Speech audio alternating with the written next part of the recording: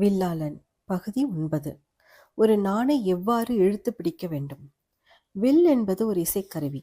அதன் நாணிலிருந்து தான் அதன் நாதம் உருவாகிறது. நாண் மிகவும் பெரியது. ஆனால் அம்பு அந்த நாணின் ஒரே ஒரு புள்ளியை மட்டுமே தொடும். எனவே ஒரு வில்லாளனின் அனைத்து அறிவும் அனுபவமும் அந்த ஒற்றை புள்ளியின் மீது ஒருமுகப்படுத்தப்பட வேண்டும். அவன் வலப்புறமாகவோ அல்லது இடப்புறமாகவோ சிறிது சாய்ந்து நின்றாலோ அல்லது அந்த புள்ளி அவனுடைய இலக்கின் நேர்கோட்டிற்கு மேலேயோ அல்லது கீழேயோ இருந்தாலோ அவனால் தன் இலக்கை தாக்க முடியாமல் போய்விடும். எனவே நீ நாணை இழுக்கும்போது ஓர் இசைக்கருவியை வாசிக்கின்ற ஒரு இசைக்கலைஞனைப் போல நீ இருக்க வேண்டும். இசையை பொறுத்தவரை வெளியை விட காலமே அதிக முக்கியமானது. இசைக்குறிப்பேட்டின் ஒரு வரியில் எழுதப்பட்டிருக்கின்ற இசைக்குறிப்புகளுக்கு தனியாக எந்த அர்த்தமும் கிடையாது.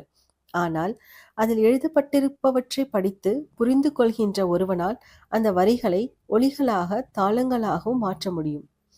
எப்படி ஒரு வில்லாளன் ஒரு இலக்கின் இருத்தலை நியாயப்படுத்துகின்றானோ அதே போல ஓர் அம்பு ஒரு வில்லின் இருத்தலை நியாயப்படுத்துகின்றது. ஒரு கையால் ஓர் அம்பை எடுத்து வீசி எறிய முடியும்.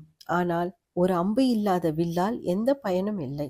எனவே நீ உன்னுடைய கைகளை விரிக்கும் பொழுது நீ உன்னுடைய வில்லை வளைத்து கொண்டிருப்பதாக எண்ணாதே. மாறாக உன்னுடைய அம்புதான் சலனமற்ற நிலையான மையம் என்றும் நீ உன் வில்லின் 2 முனைகளையும் நாணையும் அருகருகே கொண்டு வர முயற்சி செய்து கொண்டிருப்பதாகவும் நினைத்துக்கொள். பிறகு நாணை மென்மையாக தொடு, ஒத்துழைக்கும்படி அதனிடம் கேட்டுக்கொள்.